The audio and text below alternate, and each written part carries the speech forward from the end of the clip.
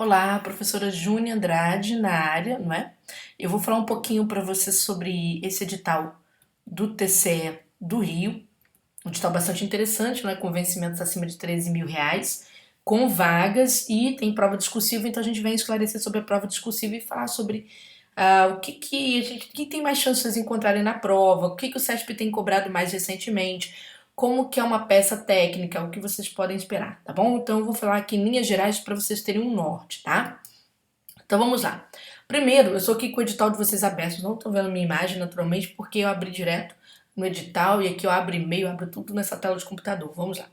A prova discursiva vai valer 100 pontos, é uma pontuação bastante razoável, não é?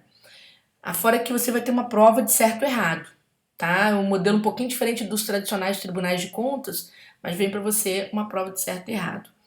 E aí o que temos aqui? Voltando para a prova discursiva. A banca vai te propor três questões, certo? Questões aí com valendo 20 pontos cada e uma peça de natureza técnica, não é? Vamos lá. Essa peça de natureza técnica até 50 linhas cada. O bacana deste concurso foi que a banca delimitou algumas questões e aí fica mais fácil se aproximar do tema, tá? Bem fácil. Quem acompanha aqui os meus vídeos no meu canal Júnior Andrade ou acompanha o meu curso Turma de Redação, sabe que a gente tem uma tradição por acertar temas corriqueiramente, tanto que eu posso falar publicamente isso, porque os alunos vêm e comentam debaixo dos vídeos, ou tem aluno que manda pra gente, ou a gente tem até áudio de aluno falando que não acreditou que a gente acertou o tema. Então vamos lá, mas por quê? Até porque esse daqui, e eu não tenho nenhum problema em falar publicamente sobre possibilidades, não. Por quê? Esse edital do TJ Rio, do TCE Rio, ele veio bem delimitado e isso indica uma grande chance, né, de você acertar um ou outro tema que não vai ser difícil, não, tá? Primeiro, ele diz que as questões vão versar sobre direito administrativo, direito constitucional e ou controle externo.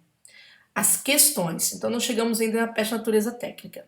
E a notícia mais maravilhosa é que a peça de natureza técnica vai tratar de achados de auditoria e normas aplicáveis ao caso.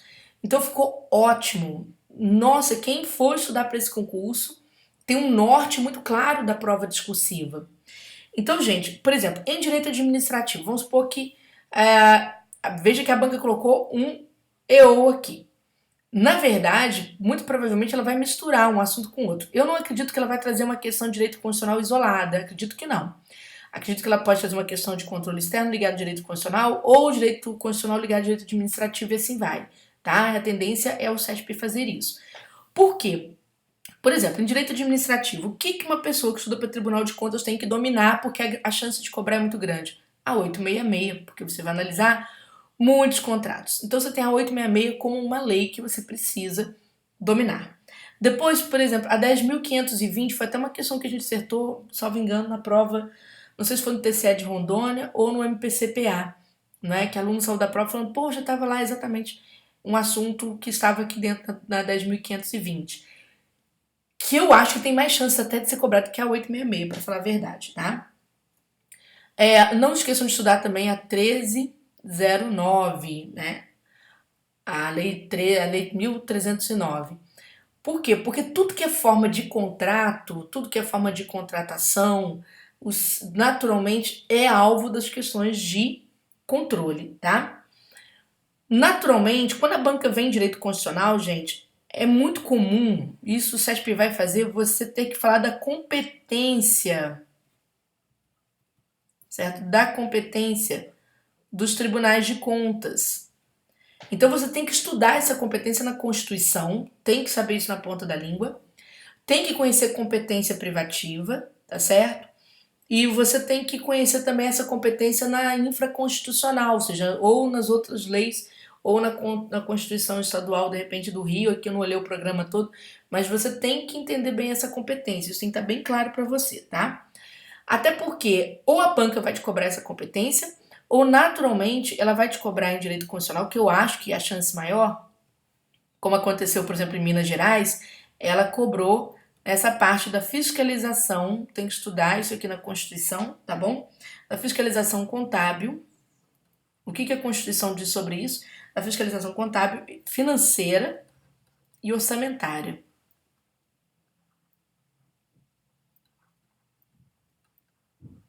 Sempre quando ela mistura o constitucional, ela vem nessa base aqui, tá? E cuidado que o SESP bola umas armadilhas, ele pergunta por objetivo dessa fiscalização, isso não está claro na Constituição, então você tem que saber escrever sobre essa questão, tá certo?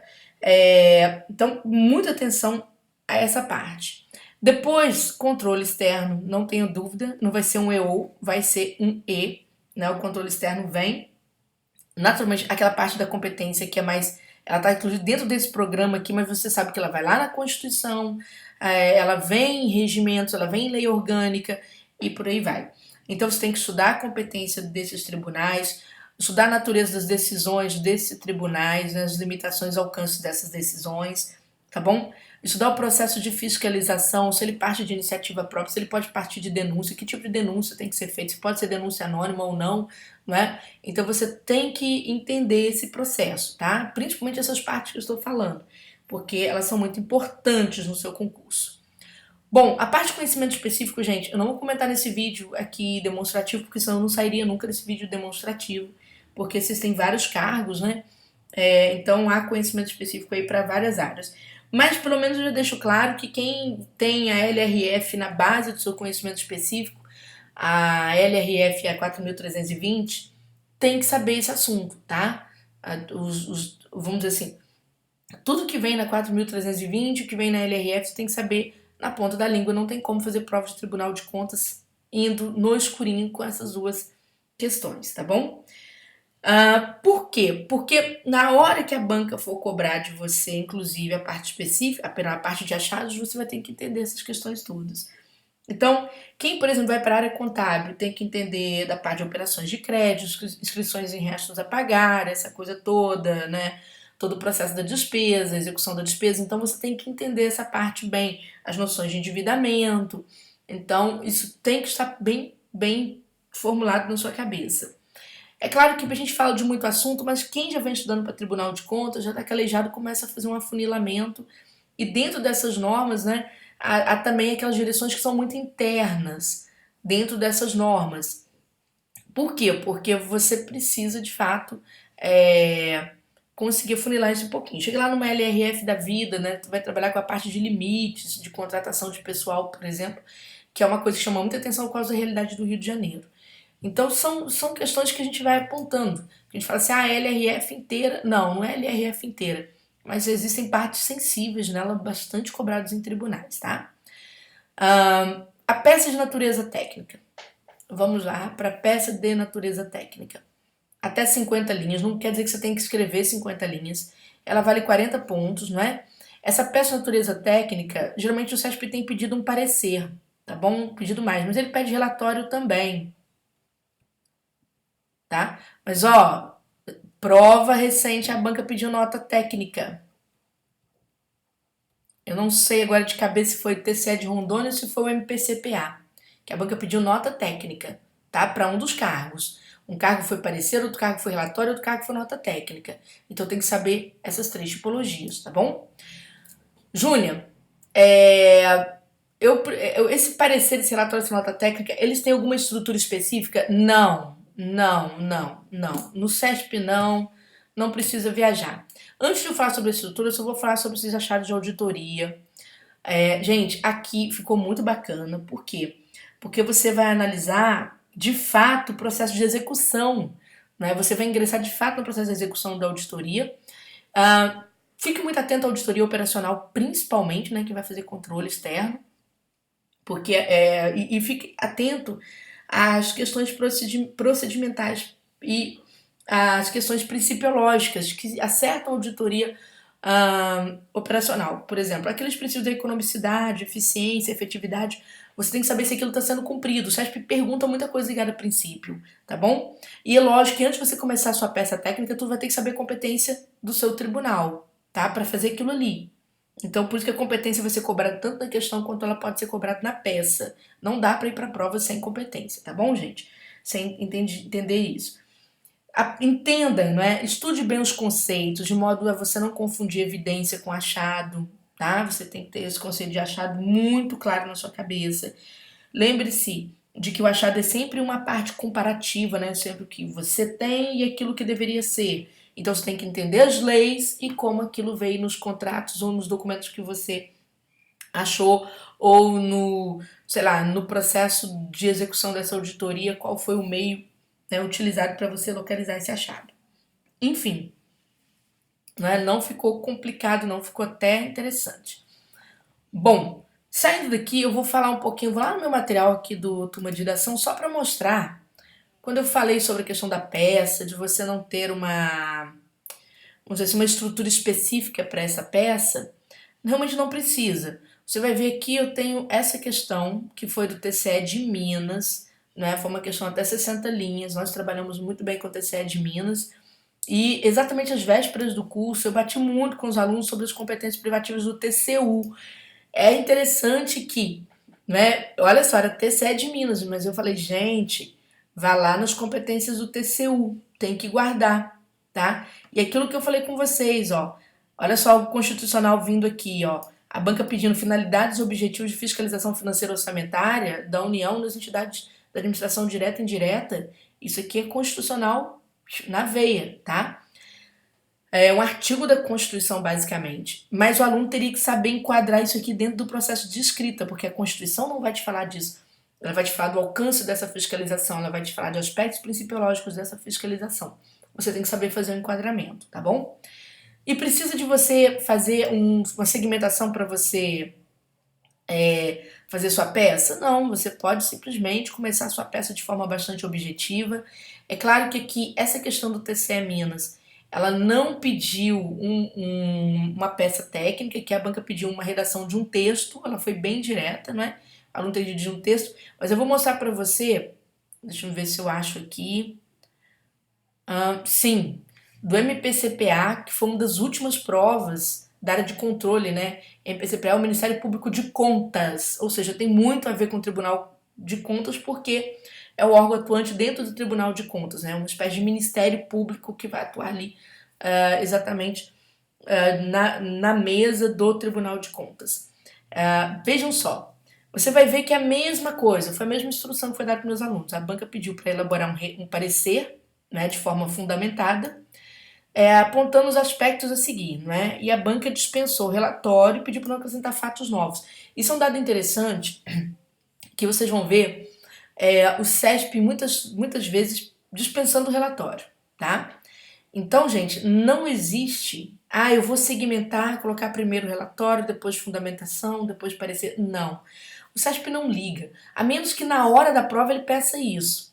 Pode acontecer, já aconteceu, tá? De na hora da prova a banca pedir uma segmentação, mas aí ela te dá o caminho. Não precisa você ficar sofrendo antes. Até porque, gente, não existe um modelo específico de parecer. É diferente da redação oficial, a redação de correspondências oficiais. É bem diferente. Lá existem modelos, aqui não.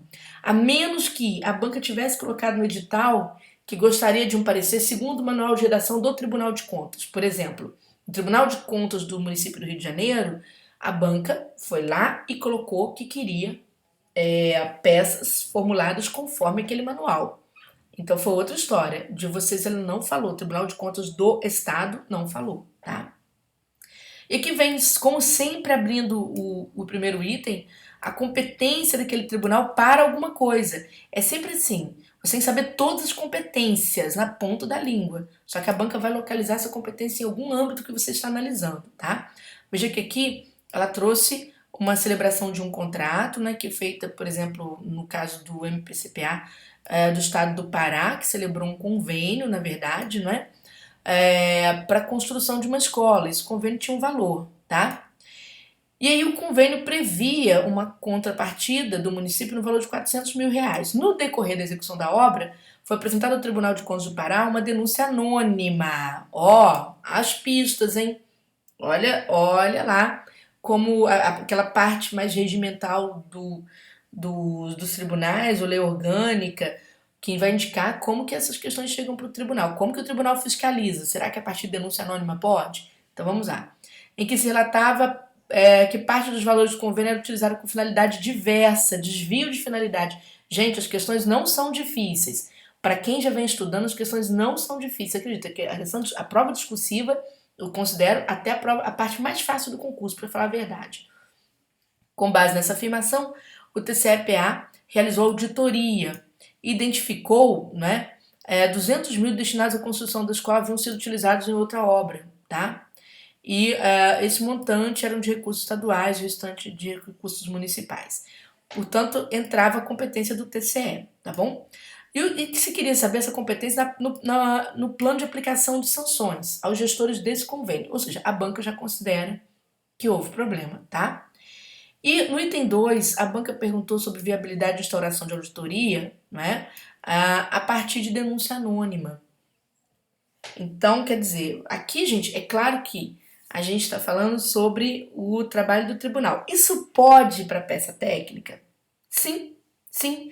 Porque a banca pode jogar o achado aqui no caso e te pedir uma série de questões aqui que fazem parte do assunto, ou mesmo que tangenciem um assunto, mas que tem a ver com a estrutura de uma peça, tá?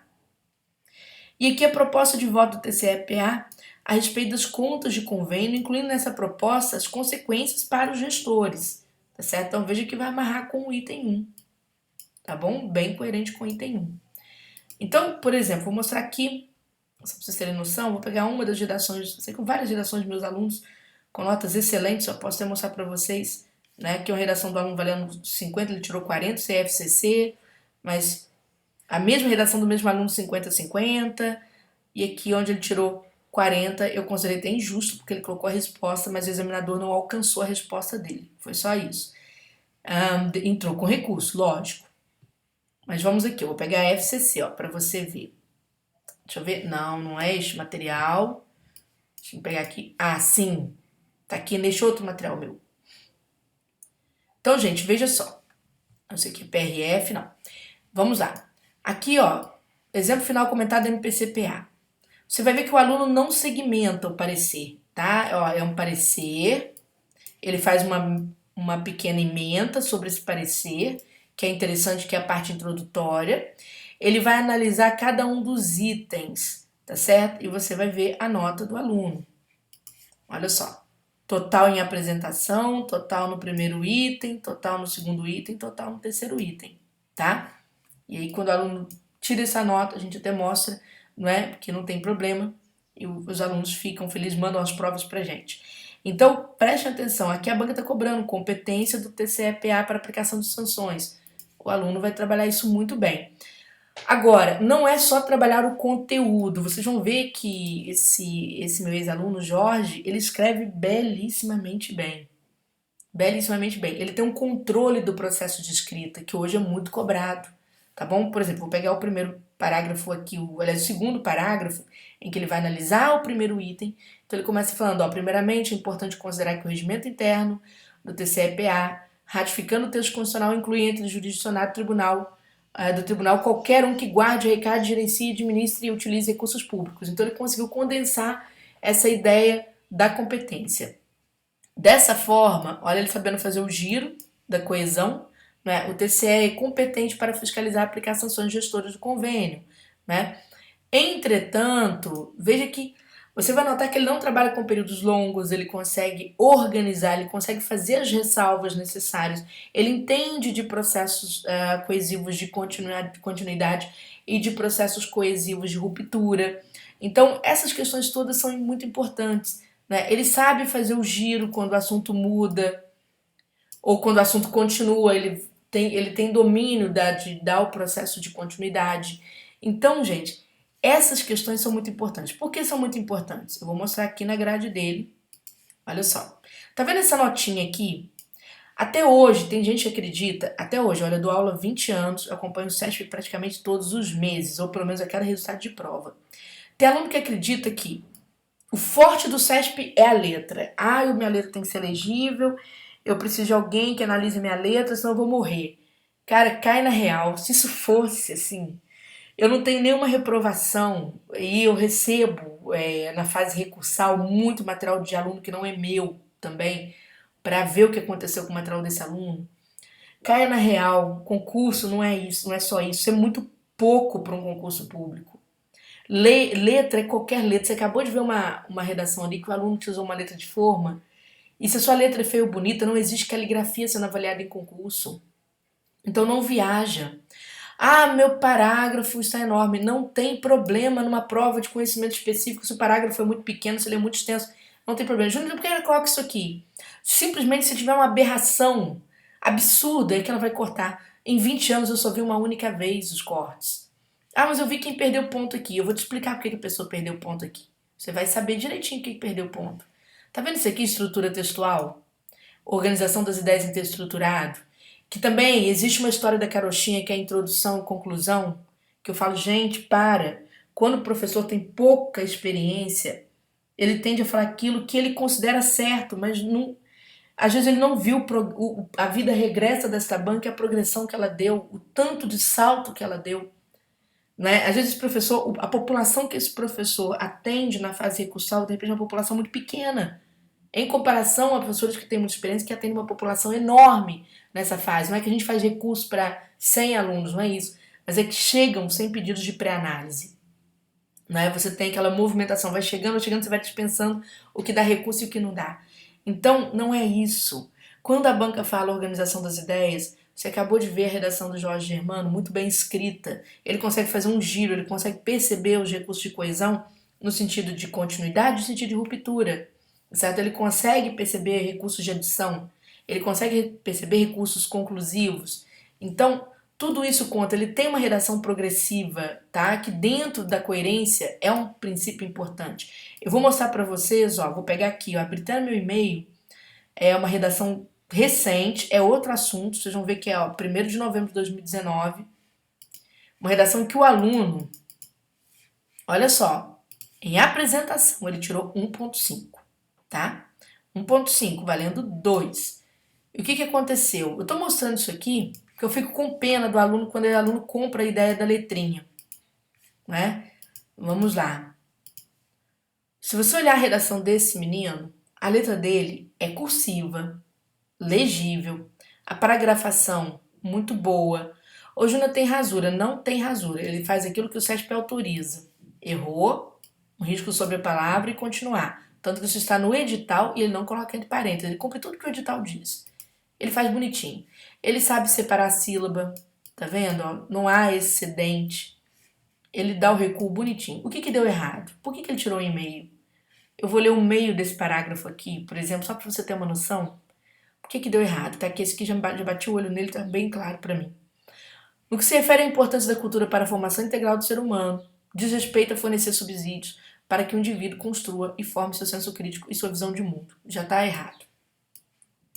Ele começa com a adjunta adverbial. Cadê o sujeito deste verbo? Não tem. Diz respeito.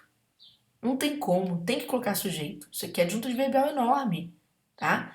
Cadê o sujeito deste verbo? Não tem.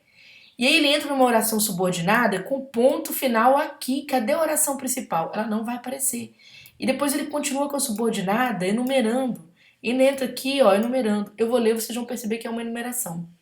Ó, fornecer subsídios para que o indivíduo construa, para que tenha condições, que tenha visão, e possa contribuir. Tudo sem paralelismo, pontuação fora do lugar, sem coesão nenhuma. Por isso que a nota foi ruim, entendeu? Bom, espero que você tenha gostado, tá? Dessas dicas que eu passei para você. Eu vou abrir aqui para você me localizar no Turma de Redação, que é turmaderedação.com.br. Né? A gente vai oferecer para você, sim, o curso de discursivas para o TCE-PA, tá certo? Tá aqui o nosso cursinho de discursivas para o TCE Rio de Janeiro, tá, gente? Perdão. Esse curso, ele está em promoção, essa promoção dura durante o mês de fevereiro também, que a gente vai fazer a promoção de carnaval. Ela segue com essa promoção de 15% de desconto, você consegue dividir em até 12 vezes, não é? Se você observar o que você vai encontrar neste curso, a gente deixa para vocês não só, olha só, 2 questões, 2 peças, discursivas comentadas, você vai ter o curso de português, a gente vai deixar o curso de português aqui para você comentado, tá vendo? Incluindo bônus português, 7 provas comentadas de 2018, 2019, ainda vai entrar a prova de 2020, que já temos uma primeira prova. E muita ênfase em interpretação de texto, porque os tribunais de contas têm bastante ênfase em interpretação de texto, tá? Então, nosso curso ele vai passar por uma revisão apenas dos conteúdos, a gente deve alterar as questões novamente, porque agora a banca delimitou as questões, é lógico que a gente faz questão de rever, ver o que pode deixar para o aluno e ver o que pode ser alterado, tá bom? Então, um grande beijo para você, gostou, turma de redação, né? E boa sorte para você, porque esse é um concursão, pode ser o concurso da sua vida.